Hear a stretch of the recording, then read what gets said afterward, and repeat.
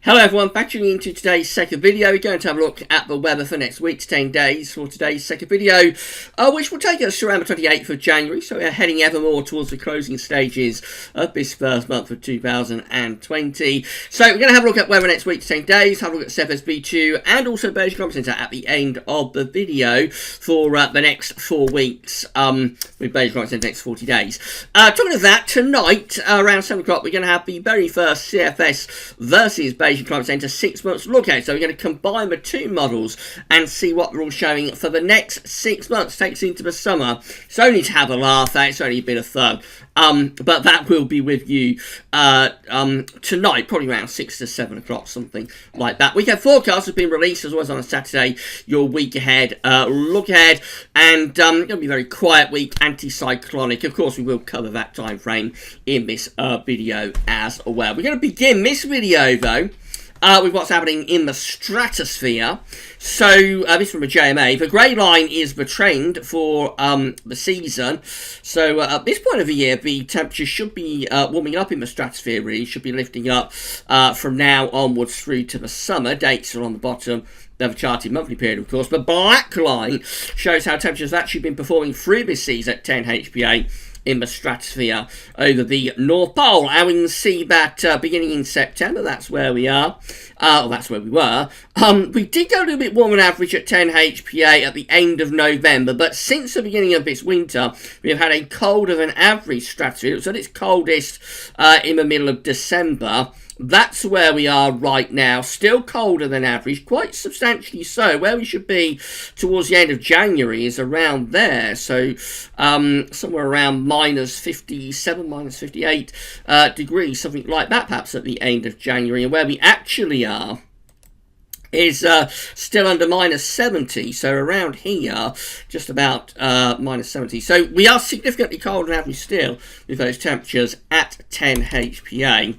If we go a little bit lower down to 30 HPA, which is a bit closer to the troposphere, you can see that we're even colder, and both in terms of the actual temperature, which is somewhere around minus 85 degrees, and to average as well. So at the end of January, you would normally expect to be around there, sort of minus 70 to minus 68. So we have got a very cold stratospheric temperature, to say the least, at the moment, and have had throughout this winter much colder than average with those temperatures at both 10 and also 30 HPA. And this is helping to drive the polar vortex. The polar vortex is rooted to the stratosphere over the Arctic and the North Pole, and over Greenland and those sort of areas. And we have very cold temperatures in the stratosphere. That will help to drive the polar vortex, almost like an engine driving a car. So, yes, very cold temperatures in the stratosphere, which no doubt is combined with other factors to produce this really strong and intense polar vortex that we've had through most of the winter.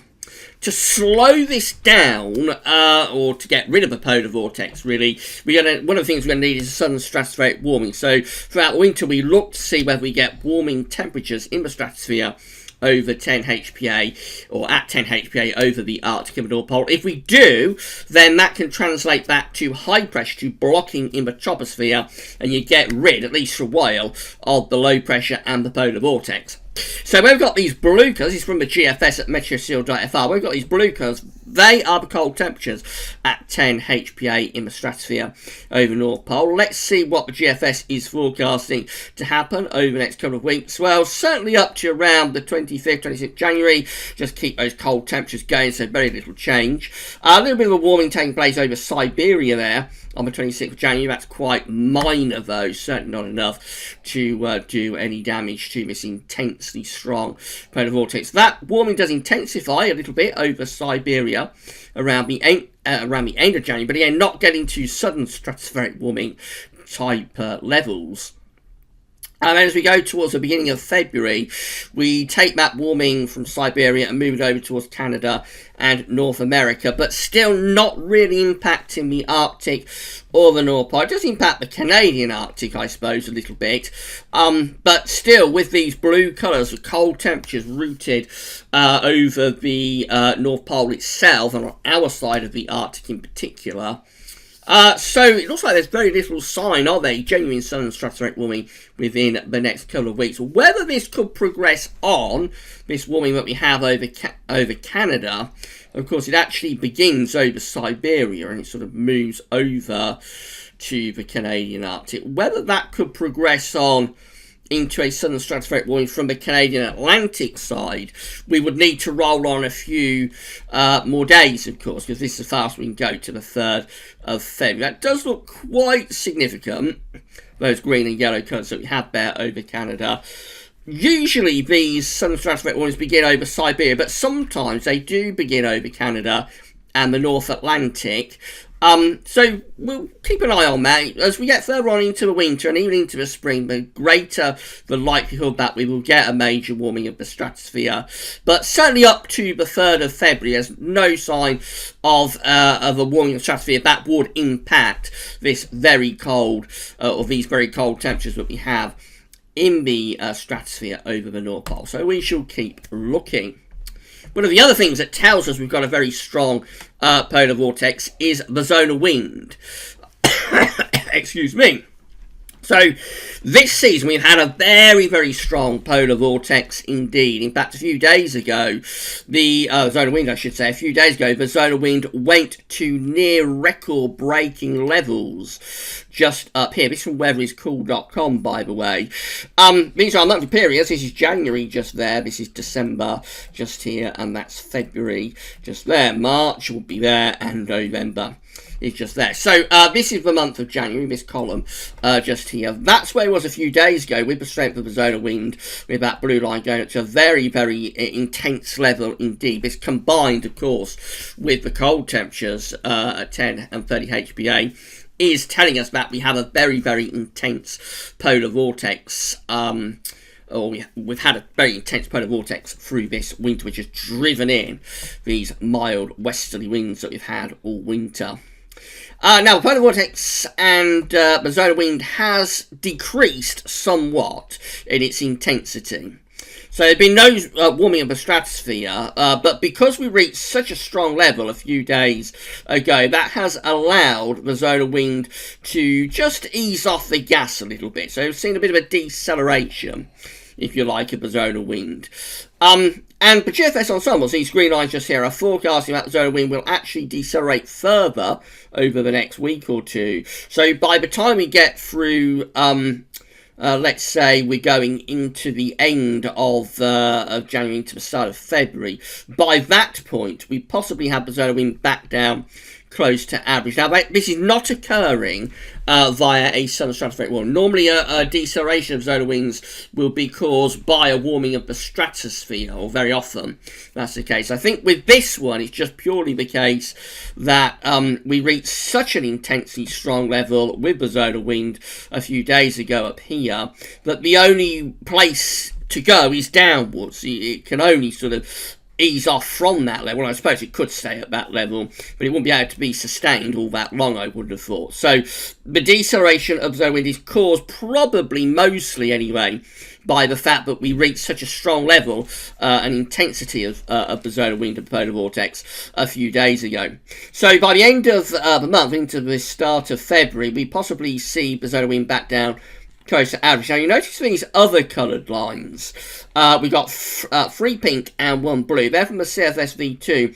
And during February, we do see that at least a couple of these are going for a reversal of the zonal winds. So the zonal winds will go into reverse when we go underneath this 0 line just here. And we see that this one is doing it quite early on in February.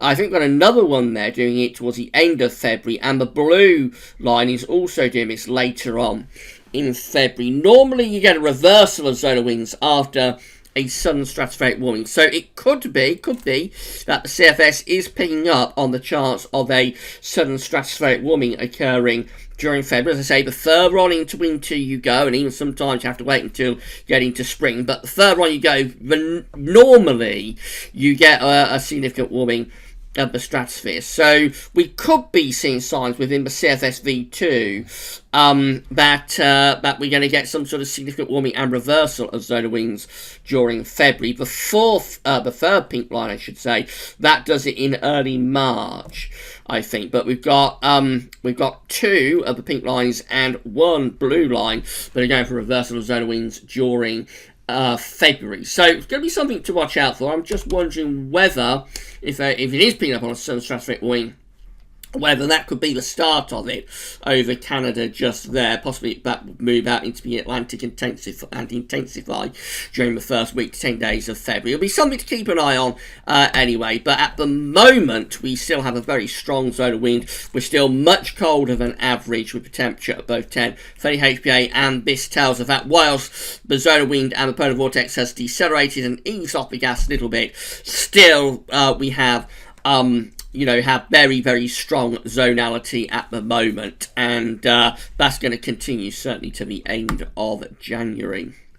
And we see that within the 500 millibar height anomaly flow charts from the Penn State University for the next week to 10 days, with the ECMWF on the top and the GFS on the bottom, which we'll have a look at in a moment. So 500 millibars is the area in the atmosphere where high pressure, low pressure are being moved around by the jet stream, and blue extrapolates to low pressure, below average heights, that's low pressure, yellow, orange, and red to high pressure. So you can see what the ECMWF is doing in the week to 10 day time frame after the period of high pressure that we've got coming up in the next few days, which will deliver some colder weather in the form of frost and fog. But after that, as we get through towards month's end, remember this gets us to around the 28th of January, so as we get towards the end of the month, we do again see low pressure with these below average heights coming back into the north and west of Europe, along with the jet stream, quite a strong jet stream, again indicated by the tight lines there coming across the Atlantic and into the north and the west of Europe. The ridge of high pressure gives us the settled weather that sort of shifts over, or settled weather in the next few days, that shifts over towards more central and eastern parts of Europe.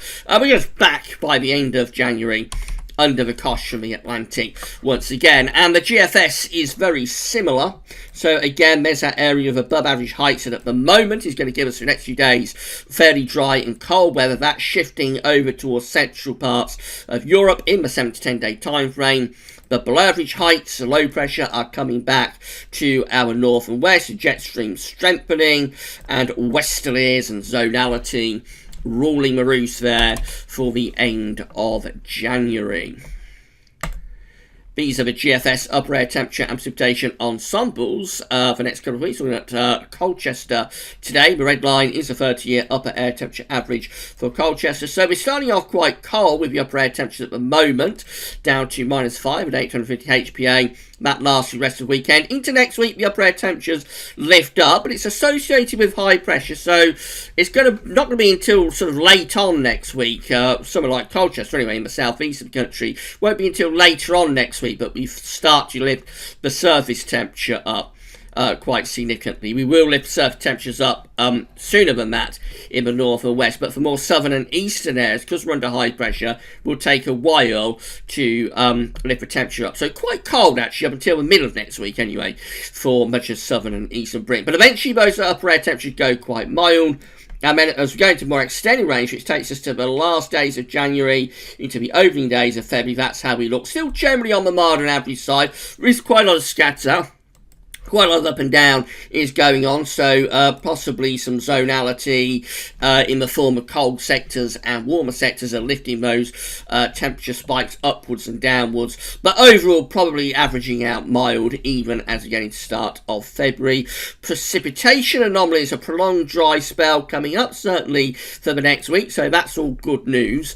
From around this time next week and then through to the end of January and the beginning of February, it's getting more unsettled. How quickly that rain arrives in the southeast corner remains to be seen, but we definitely see a two-way split there. The first half almost split in half really. The first half of the chart looks very dry, So there's barely going to be any measurable rainfall at all over the next week, I would have thought, in the far southeastern corner. And then the second part of the chart, clearly the precipitation spikes are coming back. But that's all extended range stuff, so that's to be determined how unsettled it gets by the end of January and into the start of February. Temperature anomalies from the 18th to 26th of January, a little bit below average for England and Wales, a little bit above average for Scotland. It's not a particularly big deviation either way, but because it's been such a very mild winter, this is actually one of the colder weeks that we've had in this winter so far, and it's primarily down, as I say, to frost and fog, not due to sort of Arctic or northerlies or Siberian easterlies, nothing like that, nothing that's going to generate snow. It's just down to sort of frost and fog, and if the fog lingers, then it can actually be very cold in this kind of pattern, with temperatures struggling to get much above freezing all day. And there may be a little bit of that from tomorrow through to around Tuesday. Precipitation anomalies from the 18th to 26th of January, significantly drier than average. No measurable rainfall, really, for many parts of the country. Just a little bit more unsettled in the north and west. So we really are very, very dry for the coming week, which, again, is something we've not been able to say all that often during the last few weeks and even months, because we've been in a very wet spell, really, since the middle of September.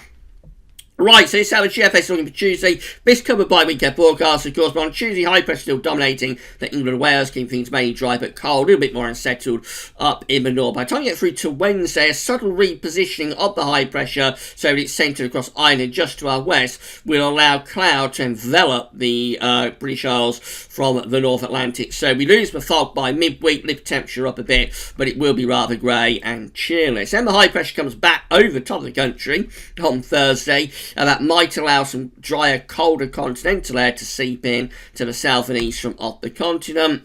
By Friday, definite signs that the high pressure beginning to weaken now. Its centre is actually over across the eastern side of Europe, but still extending enough of an influence to keep most of us dry and probably fairly cool for the end of the week. But next weekend sees a breakdown of this ridge. It slips away to the south. Low pressure starts to reinvigorate up to the north. The isobars tighten, so the wind will begin to get up. But at the same time, we start to drag milder air back in from off the Atlantic again.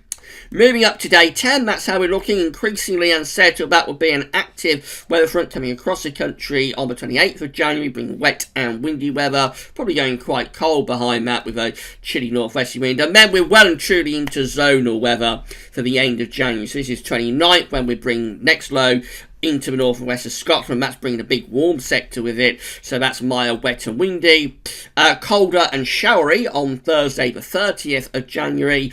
Back to those mild southwesterlies with another warm sector on Saturday the 1st of February. And then you've guessed it, we're back into a cooler or colder sector again by Monday the 3rd of February, as far as we can go with the GFS run. So that's classic zonal weather with warmer and colder sectors alternating with one another. But when you average it all out in the winter, we still come out milder than average in that kind of pattern, because of course the warm sectors are very mild and the cold sectors aren't particularly cold, and if you've got strong winds you won't get night frost, and that's how we generate colder than average temperatures really at this time of the year. Westerlies will always, at this time of year, or nearly always, be milder than northerlies or easterlies.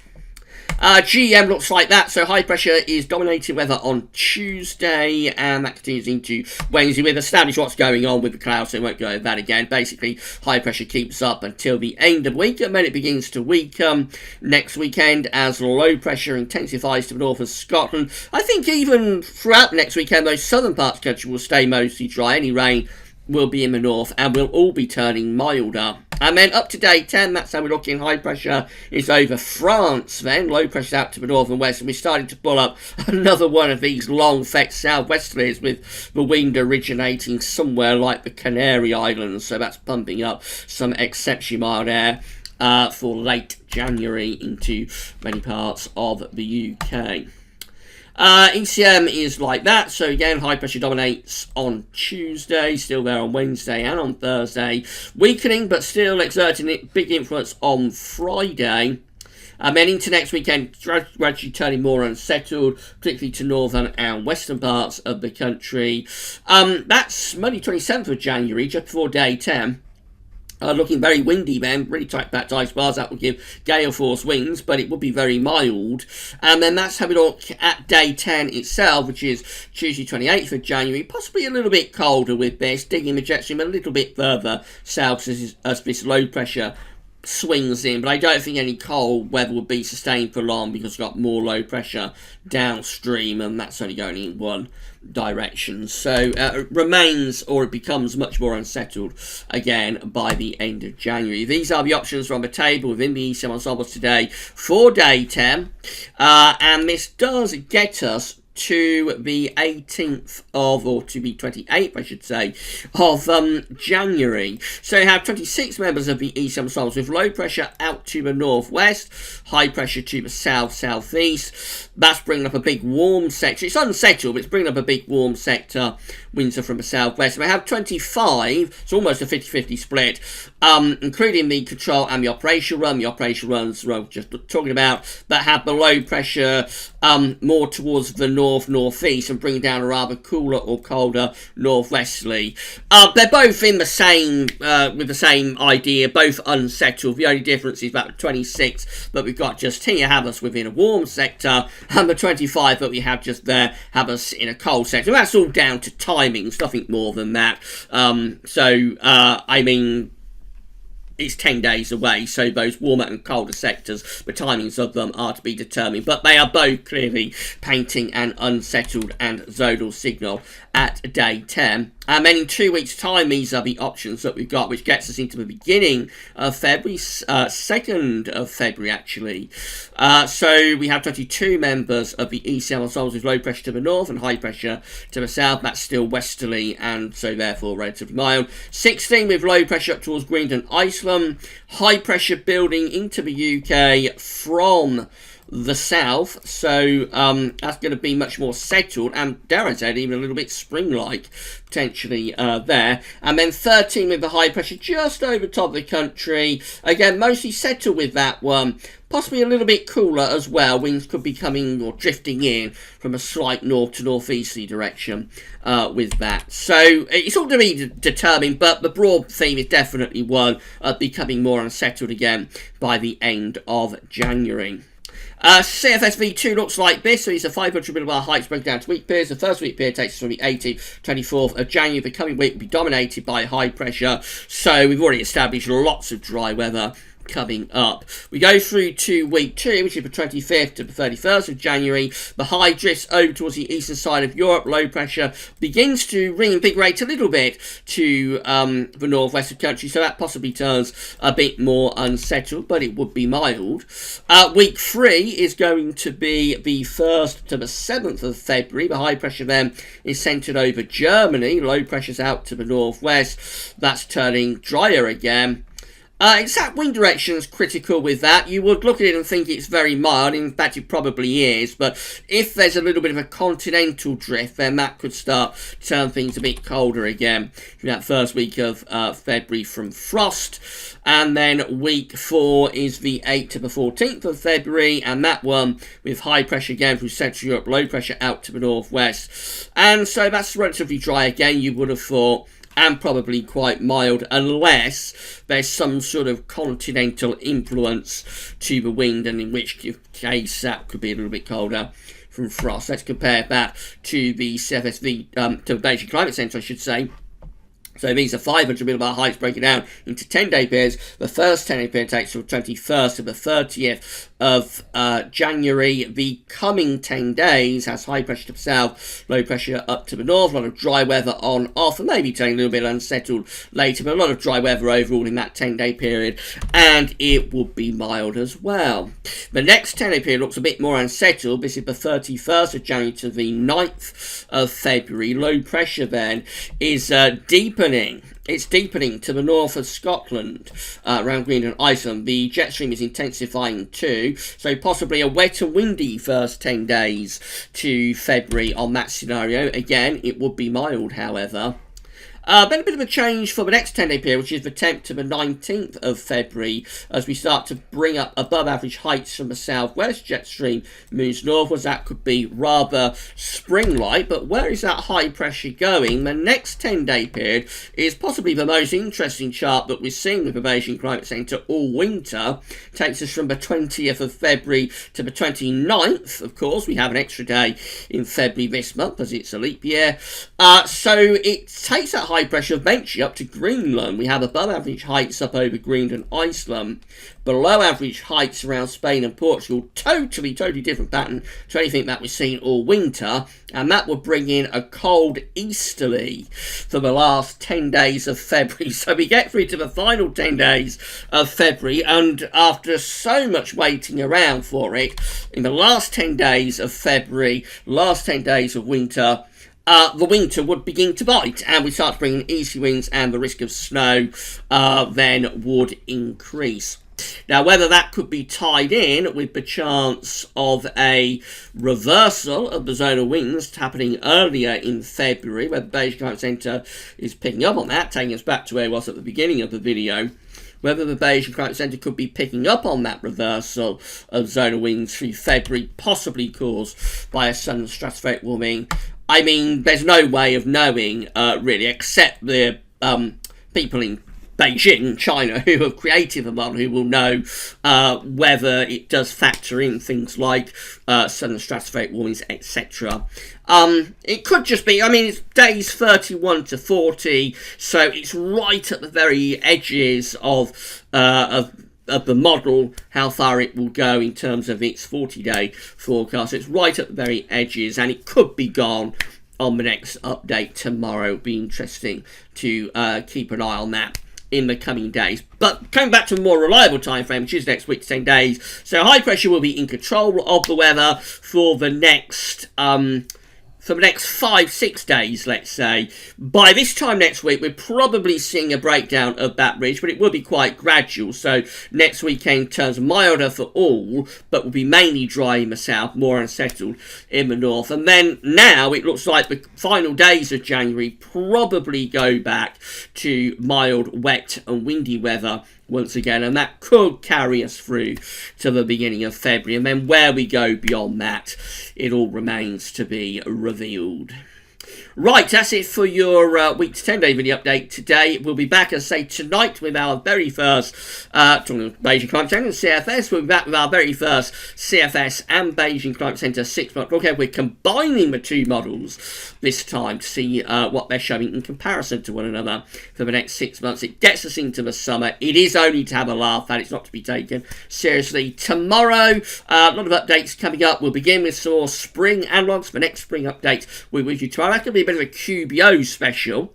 We're going to have Gaz over his Sunday roundup. We'll have the ECM, we have Metro France and DWD long range update, and we'll do Ensemble's Watch as the final video tomorrow evening.